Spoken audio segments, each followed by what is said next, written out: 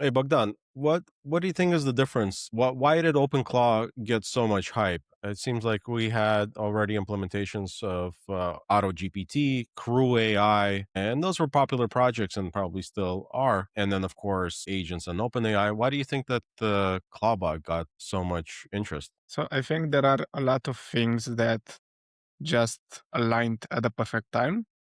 So it's also momentum from the quality of the LLM providers that recently they just got better and better.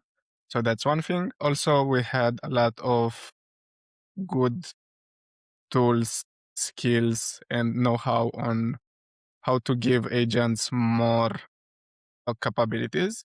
And what Peter did, he just glued together all of this stuff, put them in a machine that can run 24/7 and leave it on the internet. And I think this is why it had so much success, because if it wasn't open source and coming from a single person, so what I'm trying to say is that an established company could have never done something like this, but because it's open source and he said use it at your own risk, there you go. We have the most trendy GitHub repo from all time. Creativity happens when there are no limits. Yeah. Yeah, so Kuba, you think like that's a really great point. In order to keep things secure and within bounds, the creativity factor has to be reduced significantly. But then there's open source, and the creativity is just allowed to blossom, even though half of the creativity is some kind of a scam, right? Or focused on scams. So, is it even possible to prevent the blossoming of creativity into the world where it becomes more and more difficult to secure because open source is just doing things so much faster and with so much less care about the restrictions, right, around security. Yeah, I mean, that's kind of where we started, right?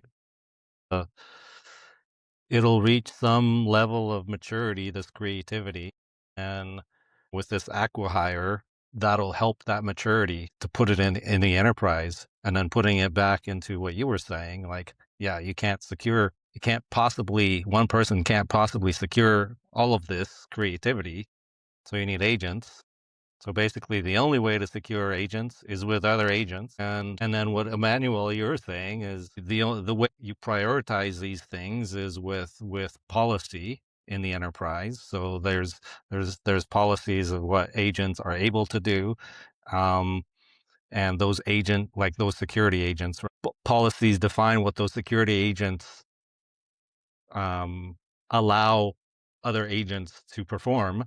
Um, And that's kinda how it matures and becomes consumer ready, right, for enterprises to deploy to production. So, I think this is where every kind of security company and every enterprise company is kinda thinking about this now. This is our prediction for 2027, right? Agents securing agents Hmm. using enterprise policies.